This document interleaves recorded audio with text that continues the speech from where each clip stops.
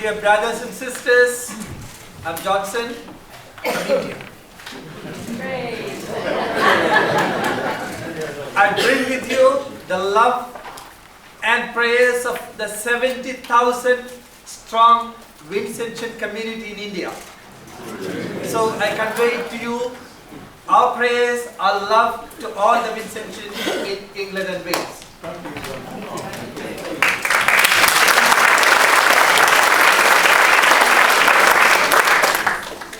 I wish to talk from my heart, so I will not be using any technology. Only my heart will be my technology when I talk to you. Okay.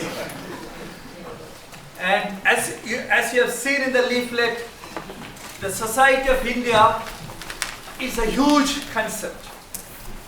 70,000 members, around 7,000 conferences, and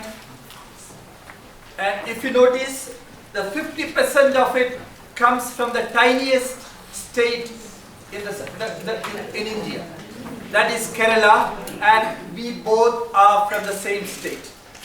It's because the Christianity is very strong in our state. We say, or we believe, that St. Thomas the Apostle has come to Kerala in the early years, and thus the Christianity had its beginning in India. So that's why we are very strong, and Catholics, I think it's around 1.5% of the total Indian population.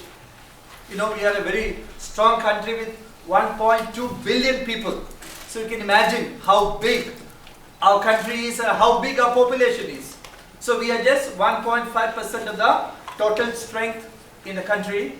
And in India, the society has a very, very organized structure.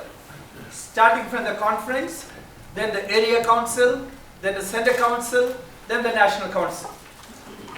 And one thing I wish to share with you, very important thing, that in the Society of St. Vincent de Paul in India, we have only 3 persons in our salary roll. Everything is done by the Vincentians as a part of charity, finding spare time, because all of us are working.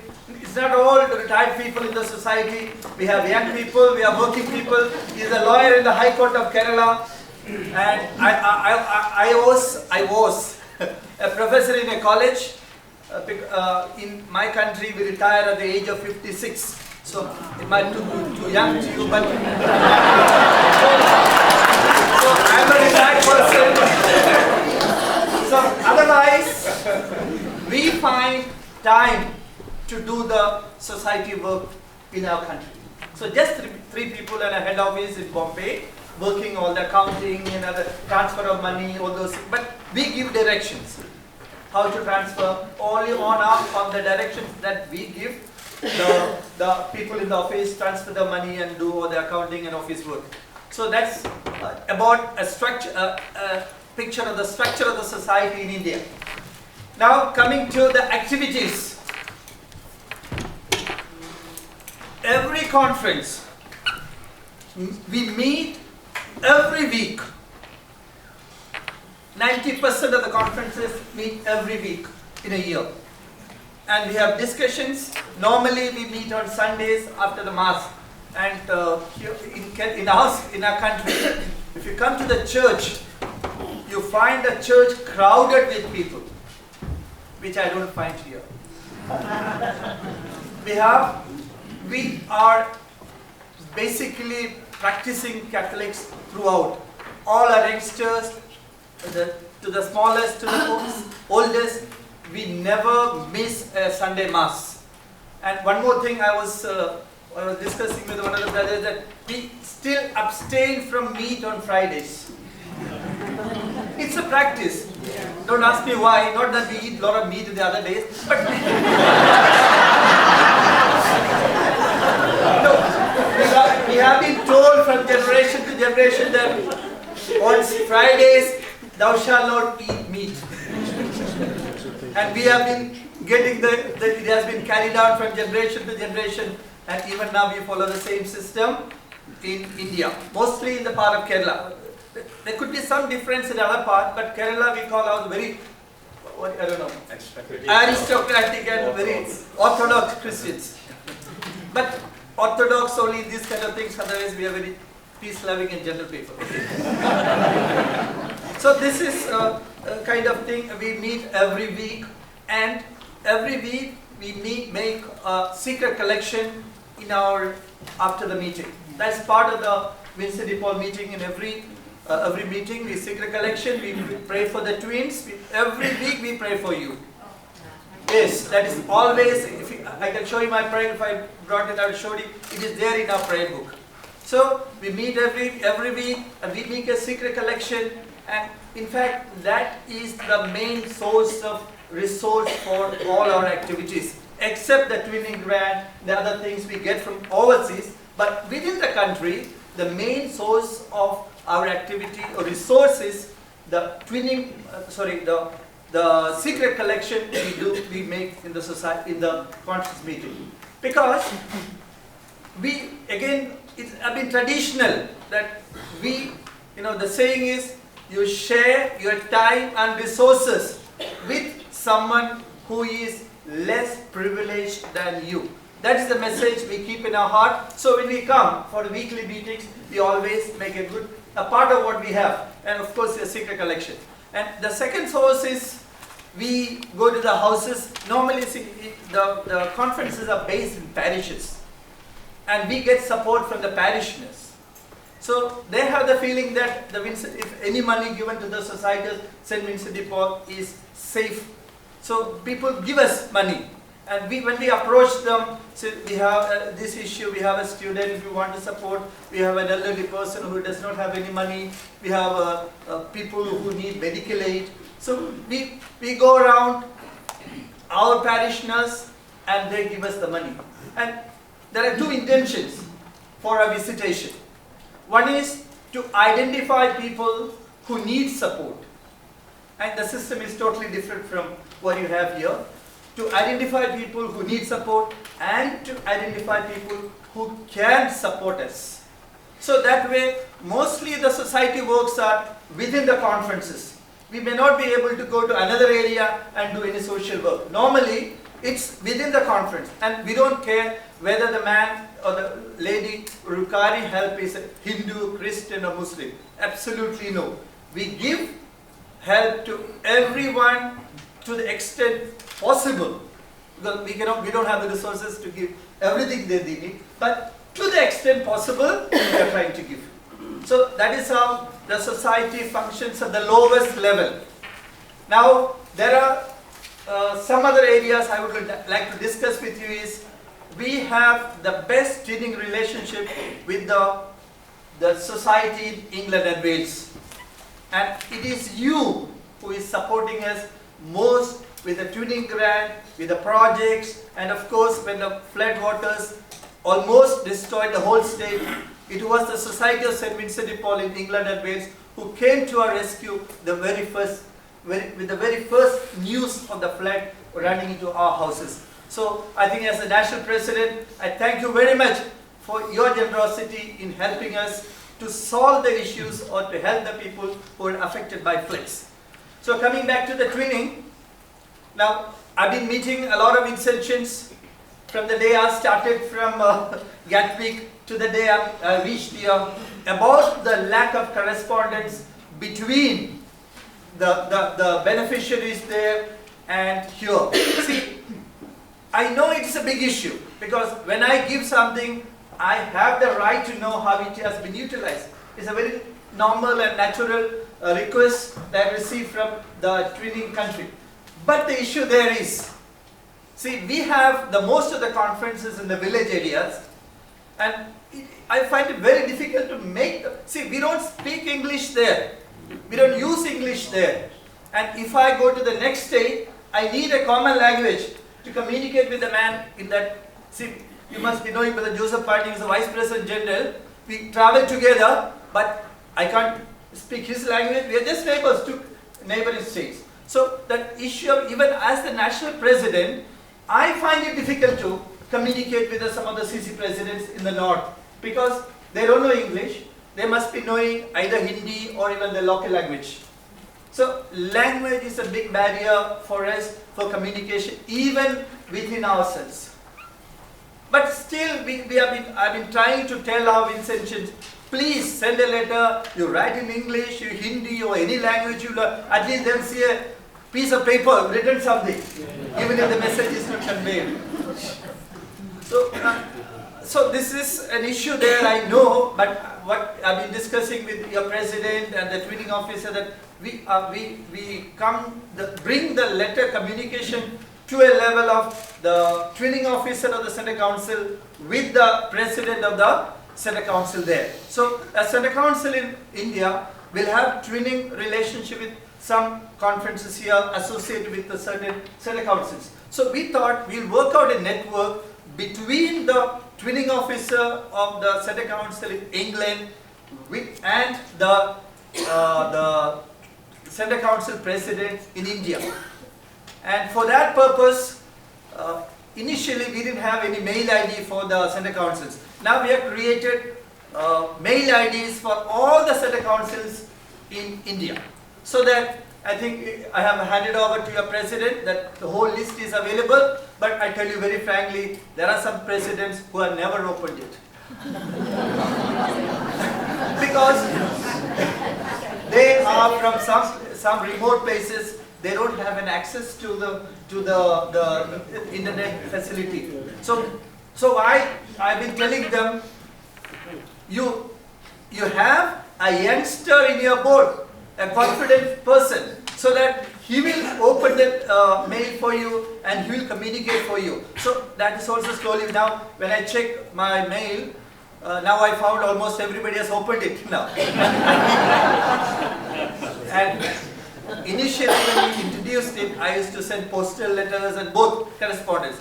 Now from last year onwards, I stopped corresponding by post, only by email. Now I correspond with my Center Council president. So in a year or two, things will improve. See, things are to improve. It is improving. That much I can assure you. So this issue of communication can be sorted out in the most feasible manner. And please don't feel that the money does not reach them.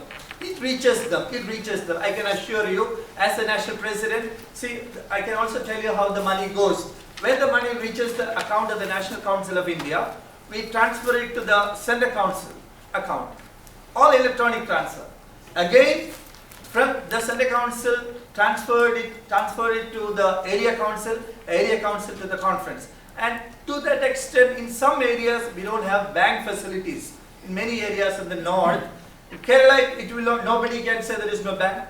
No, but in other parts of the country, there could be situations where banking facility is not at all available. The conferences may not have access to the bank.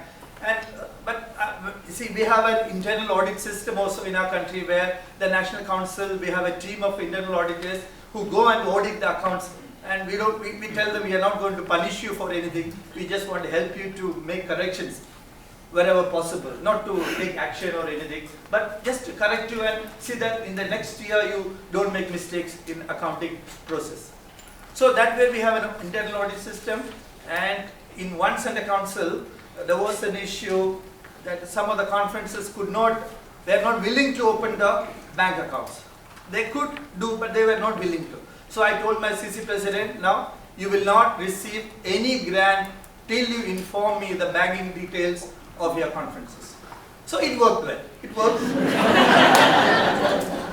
It worked because, see, I tell you, when you move to some of you will have gone to the North Indian villages, things are very difficult in the part of the country. You won't believe. There is so much of poverty, there is so much of ignorance, all illiteracy is so much. So when I tell even the Center Council presidents come and talk in such a way, I feel like kicking them out of the meeting.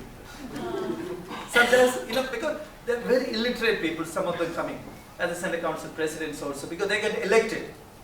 So all these issues are there in India, but I promise you that with all these issues, I'll try to bring the fraternity to a closer level by having more and more correspondence with the twins in India and the twins in England. So I think that's all. Anything else? I think I shall not talk too much. Better you ask me, put me into trouble.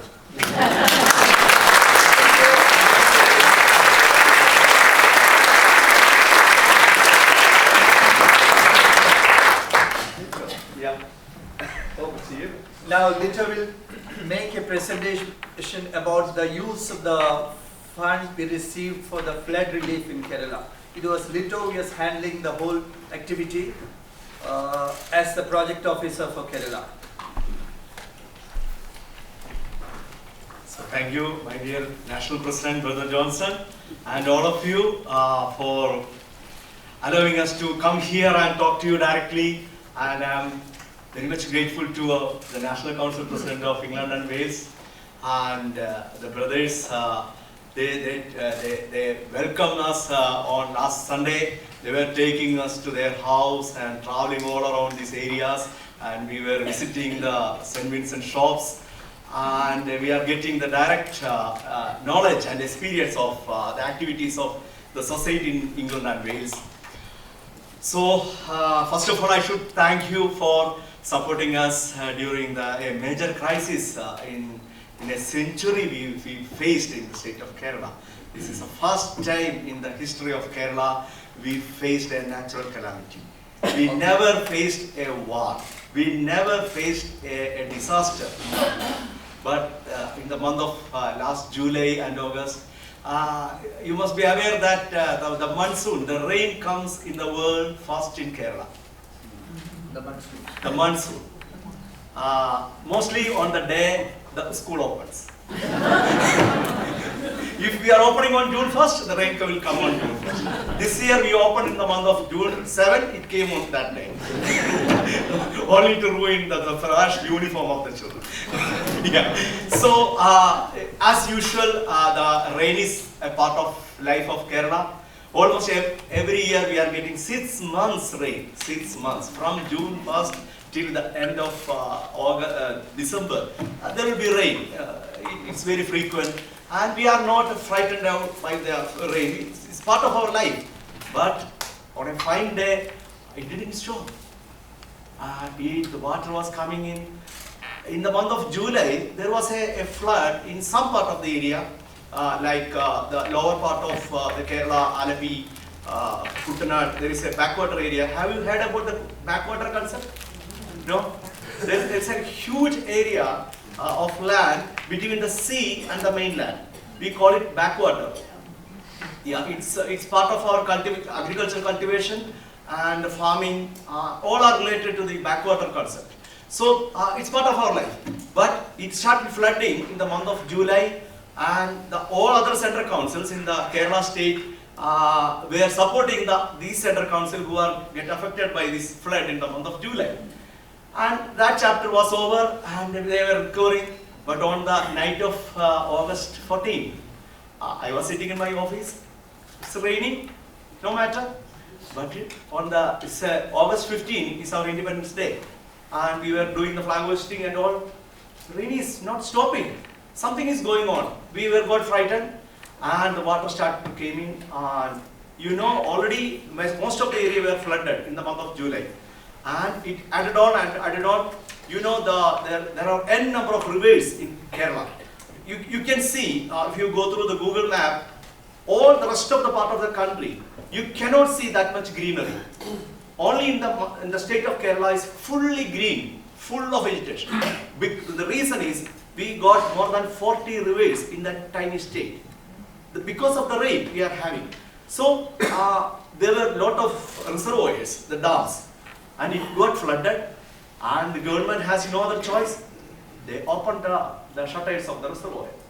And already flooded area, the water came in from the reservoir, and by the middle of August 16, by noon, most of the districts, except one district at the northern end and one district at the southern end, everywhere water came in. We were all got flooded. Unfortunately, God saved me personally, my family, my house didn't get flooded, but my national president was underwater. Then only I got the right reason for selecting me as the project officer for that. God was able to spare me from the flood. And I was on the field for doing this rescue operation.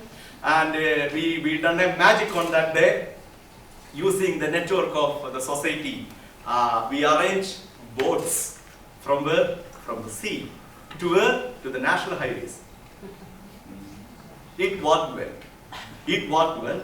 The government and the Catholic Church and the Wilson de Paul Society done this part very well. We coordinated the boat owners and the workers, and on our assurance, the boats came into the mainland and they rescued n number of persons. Otherwise, the death rate is lower than 500. Otherwise, it would have gone more than 10,000. That was the impact of that boat rescue. And I am happy that our Vincentian brothers and sisters all over the state coordinated the rescue very well. And in most of the presence of Catholic Church in Kerala is almost 20% of the population are Christians, 20%. So we have a very good spread, and the institution, most of the education institutions and hospitals in that state is managed by Catholic Church. So we, the society members, SVP society members, coordinated the rescue operation and relief centers, and we supplied we coordinate the chain of food supply, and it was working very well on that day. So I'm giving a slideshow for having a better understanding. It left over 483 people dead and 1 million displaced. You can understand. You can see from the map. It's a very tiny state. Only 2 districts left unflooded. So all the people in Kerala state were affected. That's the volume of the impact. Then where we have 31 central councils and 4,014 conferences. So it was very helpful for us. This is the nature. You can see both the urban and rural area equally got affected by this. You can see the damage caused. The residential houses, the shops, everything got flooded. And you can see that this is a subject of landslide. Sorry, landslide. Time setting, right? It's automatically goes. This is a landslide in hilly areas. It got a large impact on the vegetation, and many of the houses got damaged by the landslide. And we got very good support of from the other central councils from the other part of India. You can see a truck coming from Goa. Goa Central Council with medicines, clothes and everything. As the area all over the state got flooded, the damage caused to the clothes, medicine, provisions, everything, nothing was there to live on. So we need the support from the other states and the Tamil Nadu, Andhra, from everywhere we got good supply of materials. So we conducted medical camps immediately with the support of the doctors and professionals, and that was very helpful for the public because there was shortage of medicine and medical supply, and we could done that. And we opened an exclusive monitoring office at Kochi and involved in rescue and relief operation, and we got liaison with the government, health professionals and non-governmental systems, and we supported the victims all over the state. Out of the 30 central councils, 24 central councils and 1,213 conferences got affected. That means most of our Vincentian members, their family, their houses got flooded. So we were in demand of supply of goods to even to the local and remote areas. We received large number of applications for the assistance, and we followed a pre-declared norms, conditions and guidelines for decision making. We prioritized the application. I will show you the slide how I done that. And we scrutinized 4,852 applications in a short span of time because that was the demand the public had. And we gave the priority for self-income generating micro livelihood projects because if we go for supply of materials beyond that or for doing house construction, it will cost more. We could not supply the materials to all and everybody there. Or if we opt to construct a residential house, that will cost very expensive, and we cannot supply cater the needs of the public in that manner. So this is the priority method we adopted there. We received the application and gave a priority marking in this manner. If the head of the family is a woman, and most probably it will be a single woman, a single parent or a widow, and the family members, if more than 4, means it's a joint family. You know the concept of Indian family system. Most of the families are joint families and they need more support. And if any bedridden members or they don't have any property or house, we will give priority, and I gave maximum weightage to the CC Central Council priority, because they only knew the local level, the ground level issues and the real issue faced by that particular family. So by that manner we gave the mark and priority ranking, and we done that. So this is the model projects we proposed, and it happened. It was very useful.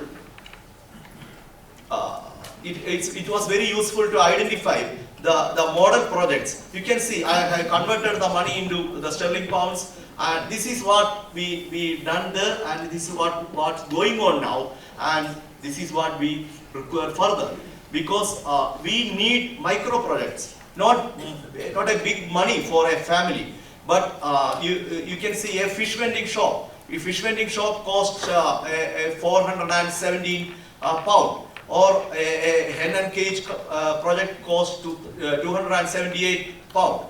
That will help the family to survive. That is the magic of a micro level project. If we are giving more money, you can see on the top, a house construction, it may cost an assistance. It cannot be a full house construction. It can be an assistant. That will cost this much. But if we can divide into multiple of a micro project, that will be helpful to many. This is the help we received from the National Council of England and Wales. In the first phase, we received a good amount, and second phase, we are distributing this 250,000 sterling pound. And from the date, you can see the date, or from 31/8/2018, we received money from you. It happened on the date August 14, 15 and 16. Within 15 days, we received money from England and Wales. We are very much grateful to you, no doubt. Without your money, we could not do all this work, because you delivered the money immediately, and that was the reason for doing a good work for the public and poor immediately when they were in crisis. For the next 2 months, they were in real bad shape, because they don't have the minimum food, medicine, clothes, nothing was there in their hand. And by using your money only, we supplied the necessity to them. So these are the model, these are the completion report on the completed projects. You can see it's a repaired house. Even though it's not a good house even now, they are comfortable. It's an Indian house, it's okay. Maybe 1 or 2 rooms, a kitchen and a bedroom. That will be enough for a family to survive. And you can see the plantation area where the landslide occurred. The total damage was there, but they restarted their life different parts of the state. This is a petty shop, a fish vending shop. It may not be that much acceptable to you. See that this is a fish vending shop. It's a shop. It's a shop. I will repeat, it's a shop. Then what they have done with your money? Can you think about that? Yeah. What was the use? Both for buying fish on the first day. The seed money was delivered by you. That money, in your language, I can say it is a capital for him. Am I right? Yes. Yeah. So by using the money, I will go back to the original slide. You can see the fish vending. Here, this is the capital used by this man to open this shop. He started his life again. Now he will improve. He will increase his business, and thereafter he will build a good shop, and someday he will become a supermarket owner.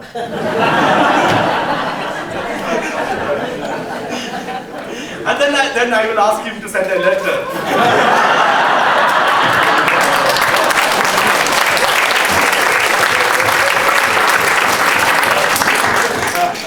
So, our projects, you can see, and engage.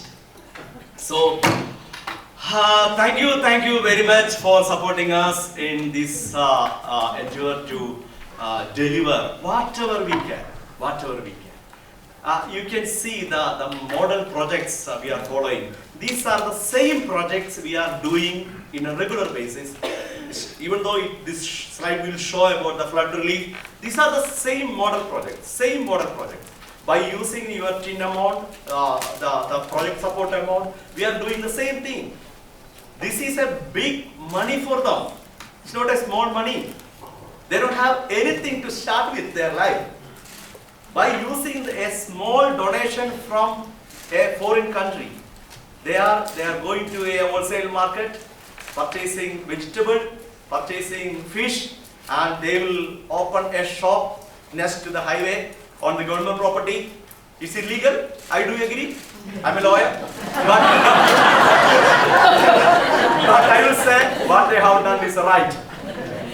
What they have done is right. They have no other choice. We can say it's illegal, but can you give another life? No, it's not possible.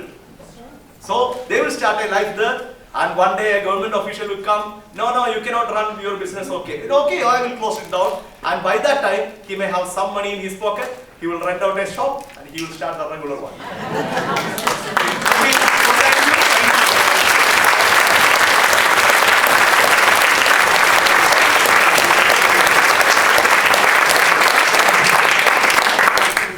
Both.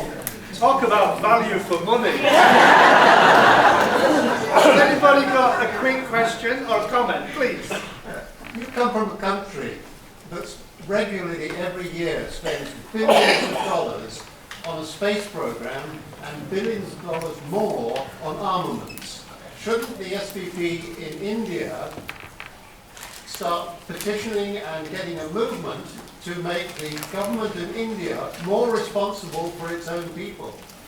I can give you an answer. This is a regular question even we are facing in our own country. I come to the fisherman again. Brother told me that we are investing much money on the space projects and satellite innovations. But you must understand that even the illiterate people in India, the fishermen, the most illiterate, most downtrodden community in India, they are using the satellite image done by the ISRO, Indian Satellite Organization, every day, every hour for identifying where the fish is. It's true.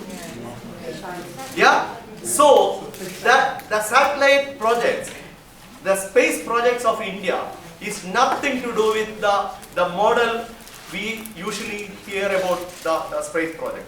No, one more thing. Can you assess and compare the mobile internet rate in London and in India? In India it's nothing. It's damn cheap. Nothing. We were shocked to see the rates here. How is it possible? Because of the technology.